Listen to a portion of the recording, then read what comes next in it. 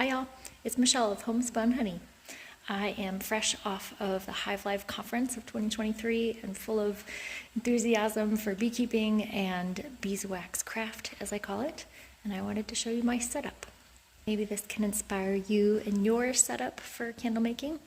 So you can see I'm in my garage, and this is a nice countertop with some pegboard behind it.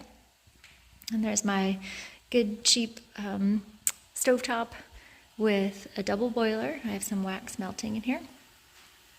This is a newer double boiler. This one's probably 100 years old, and they both work great. So here's how I do my wicking. You're gonna figure out your space and what works for your candles, but I'll show you how mine has evolved. So I've set up this little mold here on this grid, which I can freely move back and forth, side to side.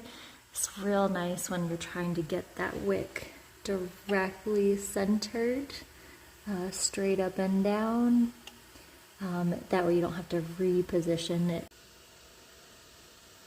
So my wax is just about melted, and I'm going to filter it because you always want to get those last specks out. So here's how I do it.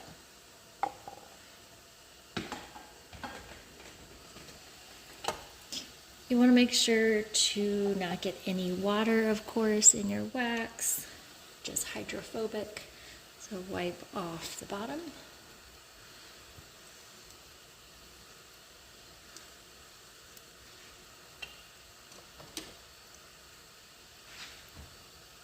And pour carefully.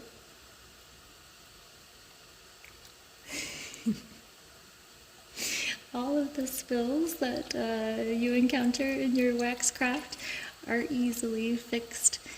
Just let it harden and scrape off the countertop, put it into your next batch, which you can filter down, of course.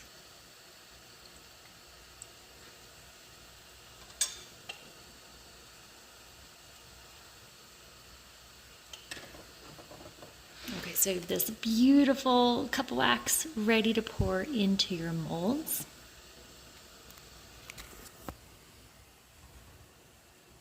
Here's that little bird candle that we had ready to go.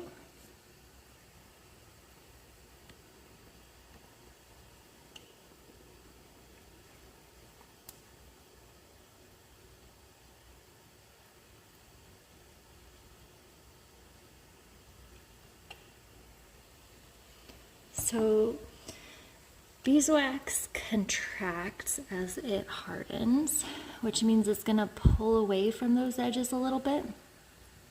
So you want to fill it a little bit higher, if you can, than that rim. So there's like a meniscus of wax there. Of course, you don't want to overfill it, because then you get that, you can see it's kind of overfilled on one side. Now you can always melt that off later, it's no big deal, but it's fun to see if you can get it exactly the right amount.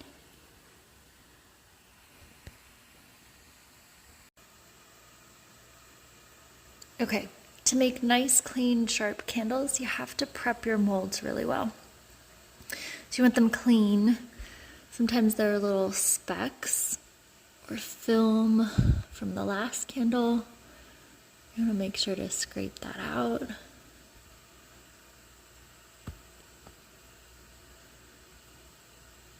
Just really inspect it,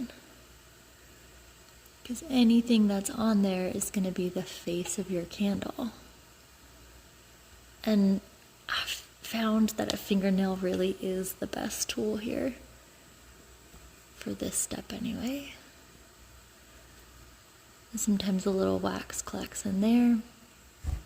Okay, then you spray it out and go nuts here. So you have your air compressor, spray all the debris.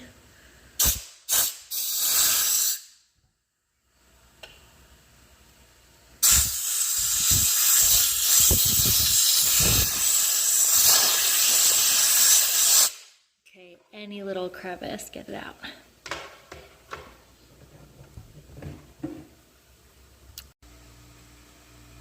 Okay, once you have it nice and clean, you wick your mold. So use your wicking needle and thread it.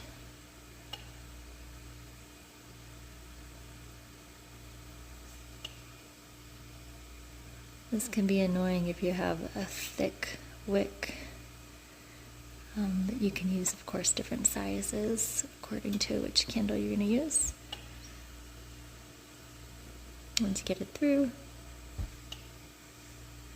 you can put it through the mold's hole,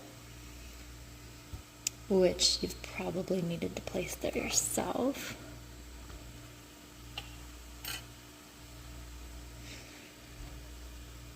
And then you want to make it nice, untwisted,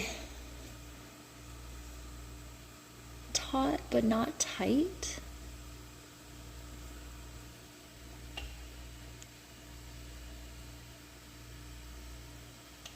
And you're ready to pour.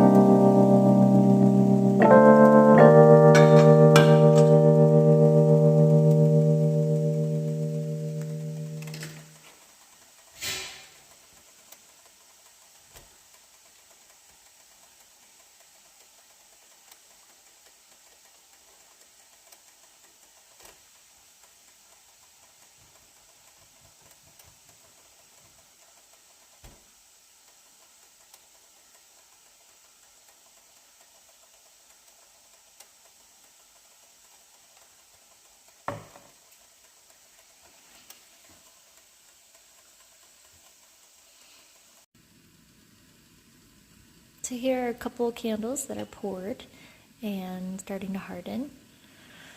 You can see on this big one starting to ripple as it's hardening. You can do a couple things to try to prevent that, including preheating your molds, and or you can take this heat gun and remelt that surface.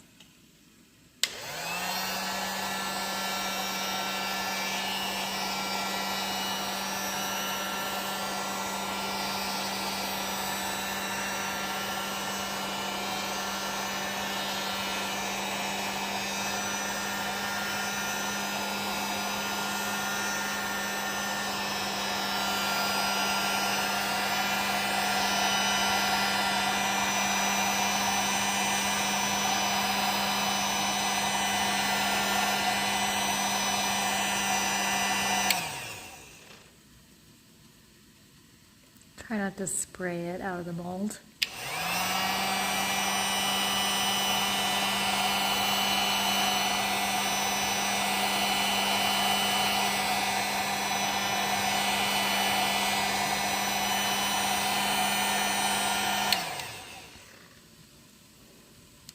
That should do it. We'll come back tomorrow and unmold them, see how they look. Tune in.